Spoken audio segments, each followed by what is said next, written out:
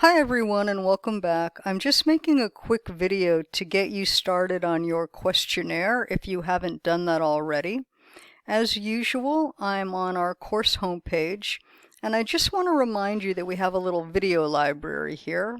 So you can see where you should be right now is look at the research report overview. And then if you want to, you can move on to questions, charts, and graphs. But the video I'm making now is just to deal with a couple of frequently asked questions about your questionnaire. And I'm just going to scroll down here to show you the overview of the unit that we're on. Here we are. Remember to always check the overview and due dates. All right, you've got a couple of chapters to do. Now your questionnaire needs to be posted by May 1st. That's coming up. And you also need to respond to 2 questionnaires that your classmates have posted. So make sure that you allow time to not only post your questionnaire, but to take 2 questionnaires. You will need eventually to get 20 completed questionnaires. You're probably going to have to send out some of those through social media. All right, so keep an eye on the overview and due dates. Go back out to our home page. I'm going to scroll down again to the report unit. So this is where we are right now. Hopefully by now you've picked your research topic. You can begin doing your background research. There's a page on that. This is a tip sheet for how to make a questionnaire. And then again, here's the discussion for posting your questionnaire. So that's what's coming due next by May 1st. And what I want to show you now, just real quickly, is frequently asked questions. Okay, so a lot of times people want to know how long should the questionnaire be. My suggested answer, 16 to 20 questions is a good target to shoot for. 15 maybe at a minimum. Now I know that there is free software. SurveyMonkey is a good example. If you use that, it may limit you to 10 questions. I don't recommend that you use that. It's generally too short.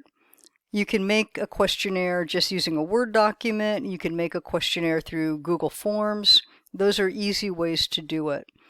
When you post your questionnaire in our discussion thread, if you're posting a link, I recommend that you run that link through something like bit.ly or tinyURL to shorten it down and make it easier for people to access it. Please make sure that I can see all of your questions. Sometimes a questionnaire, and I've seen this in Google Forms, will force you to answer a question before moving on to the next one. Make sure that you turn that option off, because I need to be able to grade it. I need to be able to see all of your questions without taking the actual questionnaire. So just a couple of things to keep in mind. When you go back out to our campus homepage, actually I'm going to flip back into that view right now. When you look at this page right here on how to make a questionnaire, you will see some sample questions that I've shown you. Multiple choice questions. You can ask a few yes/no questions. There are weighted scales. So you'll find examples of types of questions right on this page here. Okay? And then again, don't forget, the video that I'm making right now is just a real short Q&A, but you've got a much longer video to watch right here that gives you a full overview of the assignment. So that's right here. So just a couple of things to keep in mind. All right. So a lot of times people want to know what kinds of questions should I ask. I recommend that you use multiple choice questions for the demographics. So you want to know what age category people fall into. You might want to know if they're a full-time student or a part-time student. You might want to know how many units someone is taking. Those are considered demographic questions. You can also ask, if you're focusing on finances, you can ask about income level, the amount of savings. Right now, that may be changing. That may be different for people. And so you can address a few questions to ask, has your situation changed in the past couple of months? Those are all questions that you might ask. I also recommend that you use what's called a weighted scale. So on a range of 1 to 5 or on a range of 1 to 10, The multiple choice questions are great for the demographics, who you are, where you're from, what your living situation is like. The weighted scales are good for psychographic or values questions. So how important is it for you to save money on a scale of 1 to 10? How do you feel about saving for retirement, where 1 is it's not very important to you and 10 is it's very important to you? So for values questions, those types of weighted scales work beautifully. And again, I showed you the page. I'll flip back out here. In our unit, this page right here on how to make a questionnaire, you'll see examples of those types of questions. All right, some mistakes to avoid. You can ask open-ended questions. So you can ask, for example, what type of work do you do? That's an open-ended question. People can answer that question in any number of ways. It'll be more effective to use a multiple choice question for that. So, are you currently working full-time or part-time? Or better yet, how many hours do you week? How many hours a week do you work? Fewer than 10, 11 to 20, 21 to 30, more than 30. You'll notice that that gives people very specific ranges. And when you go to make charts and graphs, it's easier to graph those specific ranges. If you ask an open-ended question, that might be great for giving a quote or a sample passage from an answer that somebody gave you, but it's really hard to graph that. You'll have better success with your graphing if you use the multiple choice type question. Look at my examples because you want to avoid overlapping categories. So for example, a mistake that people might make is, what's your age range? 18 to 20, 20 to 25. Okay, there's 2 mistakes that you just made. You put 20 in both categories. Also, the categories weren't the same size.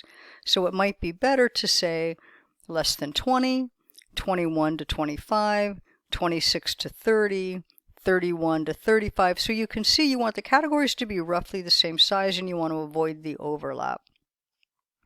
Another mistake that I see sometimes in questionnaires is it's really tempting to use very simple questions or binary choice questions.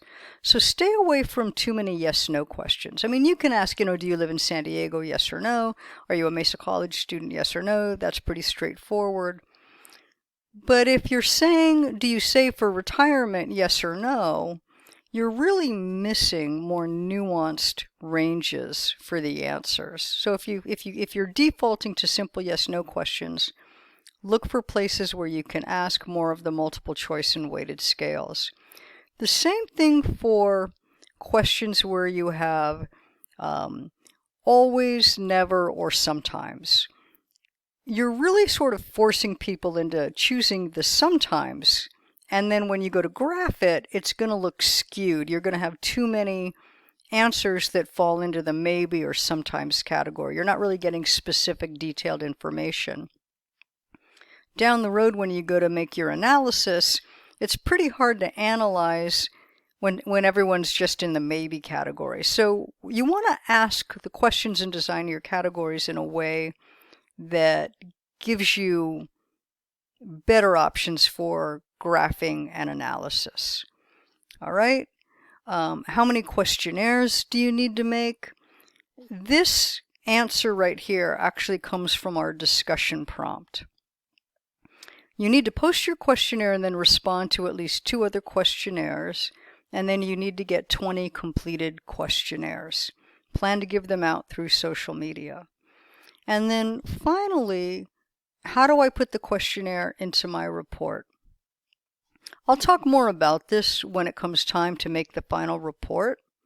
But what I'd like you to do, what I'd like to see in your final report is go ahead and take one sample or blank questionnaire and then fill in how many people answered each selection under each question. So, for example, age range. How many people were in the less than 20 category? How many people were in the 21 to 25 category? Etc., etc. And then what I want you to do, so I want to know how many people answered each question how many people chose each section under each question. Do that first. And then once you've done that, you can look for patterns and trends. And that's going to be important for when you start to figure out which charts and graphs do you want to show me. Now, when you go back and watch my longer video on making reports, I talk a little bit about making correlations. So for example, do you find that people who are older tend to save more money? Do you find that people who work more tend to save more money? You might find, surprisingly, that people who live at home have an easier time saving money because they have fewer bills, they're not paying as much money for rent. Those are correlations, those are patterns. When you see noticeable patterns and trends, that's a good clue that that question is prime for making a chart or graph. You don't have to graph out every single question. You want to pick the ones that are most important. All right, so I'll scroll through this again one more time so that you can see how many questions, about 16 to 20. Go back and look at my tip sheet for how to ask questions, some of the mistakes that you want to avoid. This comes from the discussion prompt, how to post your questionnaire. Make sure you do that by May 1st and make sure that you answer at least 2. Get 20 completed. And finally, take a blank questionnaire, fill in the numbers of each respondent under each question. I call that your raw data. Look for the patterns and trends, and that's going to be where we pick up in my next video on charts and graphs. I'll see you then.